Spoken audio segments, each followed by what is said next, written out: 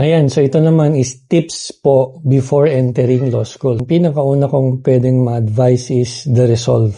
You should have the resolve to study and finish law school. It's very important, no? Kaya nga, isa sa mga questions ko sa gustong mag-take ng law is, gusto mo ba talaga? So kung gusto mo lang kasi it is your parents' dream, or gusto ko lang kasi wala akong magawa. Unang-una kasi matetest yung resolve. How much you want to become a lawyer.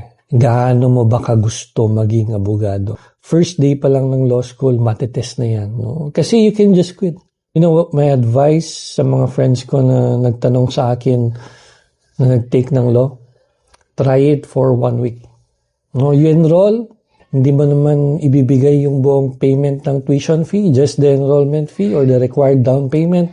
Try it for 1 week and you will see if you really want it. So before you enter law school, ask yourself, do I really want this? Pag nahirapan ako, itutuloy ko ba? Ilalaban ko ba? So yun yung mga kailangan mong tanungin before entering into law school. Come back again tomorrow for the second tip if meron ka ng resolve. No? So for now, ask yourself, do you really want this? And how much are you willing to suffer in order for you to have this? So yun lang. No? Bye.